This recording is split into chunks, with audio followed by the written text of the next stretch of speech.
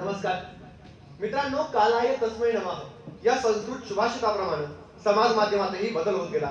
खरं तर समाज माध्यमांचा स्फोटक आविष्कार हे 21व्या शतकाच्या दुसऱ्या दशकाच्या सुरुवातीचं लक्षण. नंतर पुढच्या काळात समाज माध्यमांचं स्वरूप नेमकं कसं असेल? लोक जसं अन्न पदार्थाच्या इच्छेपासून दूर राहण्यासाठी एक दिवसाचा उपवास धरतात, तसा कदाचित समाज माध्यमांपासून दूर राहण्यासाठी एक दिवसाचा उपवास धरतील का? किंवा कर्मचारी वर्गाला आठवड्यातनं जशी एखादी सुट्टी असते तशी समाज माध्यमांपासून दूर राहण्यासाठी एखाद्या दिवसाची सुट्टी घेतील का? मित्रांनो, असं म्हणतात की गरज ही शोधाची जमिनी असते, पण आती तिथे माती याप्रमाणे कोठेही जा, नजर इकडे तिकडे वळवा, हातामध्ये स्मार्टफोन नामक यंत्रात डोकं खुपसून बसलेले तरुण दिसतात. त्यांना इकडचं तिकडचं काही बघायचं नसतं, अनुभवायचं नसतं. आसपासचं प्रत्यक्ष जग सोडून आभासी जगातलं वास्तव त्यांना हवं असं वाटायला लागतं. भोकाड पसरणारं लहान मूल सुद्धा हातात फोन असणं आणि पोटात अन्न जाणं या दोनच गोष्टीत गप्प बसतं. 21व्या शतकात समाज माध्यमांचं स्वरूप असं झालंय की आता धरलं की चावतं आणि सोडलं की पळतं. आणि आज याच विषयावर विचारमंथन करण्यासाठी आपणा सर्वांसमोर उभा आहे सन्माननीय ज्ञाते, वक्ते व रसिकजन हो. आपणा सर्वांना माझा सस्नेह नमस्कार. मी स्पर्धक सांकेतिक कोड क्रमांक 24 या प्रगल्भ व्यासपीठावर विषय मांडतोय, समाज माध्यमे तरुणाईचं वर्तमान. तर विषयाच्या अनुषंगाने विचारांची मांडणी करताना समाज माध्यमांची तरुणांसाठी असलेली सकारात्मक बाजू, समाज माध्यमांची तरुणांसाठी असलेली नकारात्मक बाजू आणि त्यावरील उपाययोजना या तीनही बाजूने विषयाची मांडणी करणं अत्यंत महत्वाचं आहे असं मला वाटतं.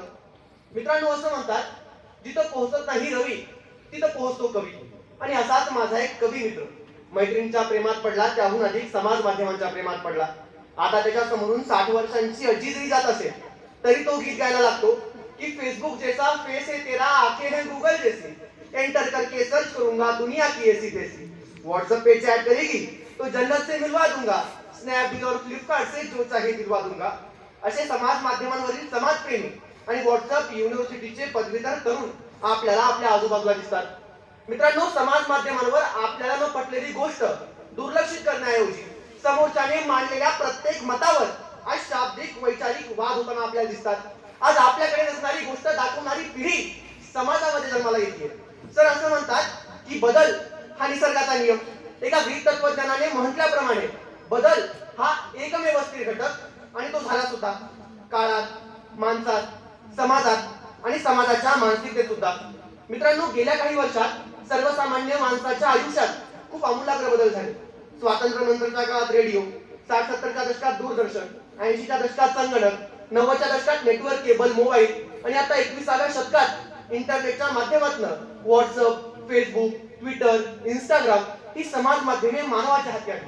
पण मित्रांनो, लक्षात घ्या, 21व्या शतकात समाज माध्यमे हे फक्त संवादाचं माध्यम नाही राहिलं, तर ते एक स्वातंत्र्य आभासी जग म्हणून तयार झाले.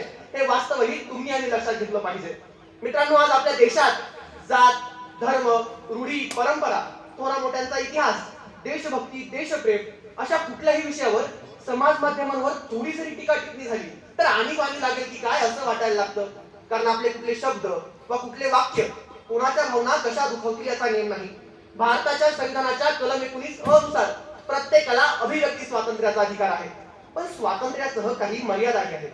समाज माध्यमांवर आपले मत व्यक्त करण्यात काहीही चुकीचे नाही, पण आलेला मेसेज न पाहता न वाचता त्याच्यावर लाईकचा शिक्का मारून ते फॉरवर्ड करणं हे कितपत योग्य आहे याचा विचार तुम्ही आम्ही करणं गरजेचं आहे. मित्रांनो, स्वामी विवेकानंद म्हणतात की तुम्ही मला तुमच्या देशातल्या तरुणांच्या ओठांवरचं गीत सांगा, मी तुम्हाला तुमच्या देशाचं भविष्य सांगतो.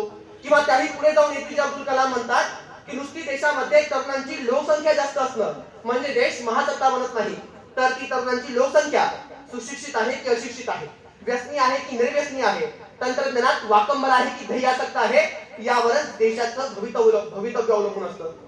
मित्रांनो, जे समाजाला टाळून येतात त्यांना तरुण म्हणतात आणि कुठल्याही समाजाचा सर्वांगीण विकास हा हुशार, कार्यतत्पर आणि आधुनिक विचारांच्या तरुणांवर अवलंबून असतो.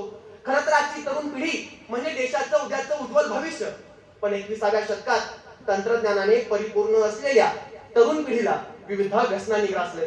सर, आग्र्याहून प्रकाशित होणाऱ्या दैनिक जागरण या वृत्तपत्रामध्ये वॉशिंग्टन मध्ये घडलेली एक सत्य घटना प्रकाशित झाली. 2 किशोरवयीन मुलांनी कोलोराडोच्या जेवणाच्या सुट्टीत कोलंबाईन महाविद्यालयाच्या वाचनालयात जाऊन बेछूट गोळीबार केला त्या घटनेमध्ये 25 विद्यार्थी मृत्युमुखी पडले तर 20 विद्यार्थी गंभीररित्या जखमी झाले. त्या घटनेच्या अंती त्या दोन्ही तरुणांनी स्वतःलाही गोळी मारून संपून घेतलं.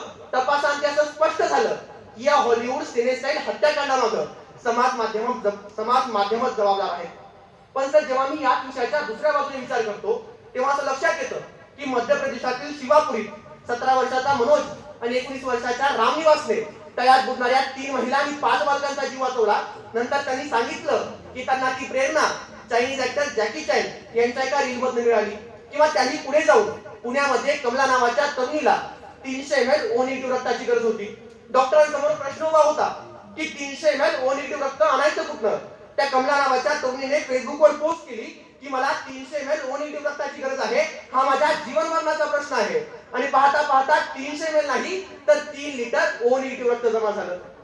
मित्रांनो, जगातील सर्व सर्जनशील गोष्टीचे सकारात्मक आणि नकारात्मक परिणाम असतात. त्याचा वापर कसा करायचा हे आपण आपल्या सद्विवेक बुद्धीने ठरवायचं असतं. मित्रांनो, एका सर्वेक्षणानुसार जेव्हा 3 वर्षांचा मुलगा टीव्ही किंवा मोबाईल पाहण्यास सुरुवात करतो, दिवसाला 5 तास याप्रमाणे वयाच्या 20 वर्षापर्यंत त्याच्या डोळ्यांनी 33,000 वेळा हत्या आणि 72,000 वेळा अश्लीलता आणि बलात्काराचे दृश्य पाहिलेले असतात. मग तो मुलगा डॉक्टर, इंजिनियर, वैज्ञानिक, महापुरुष बनेल का याचा विचार तुम्ही आम्ही करणं गरजेचं आहे.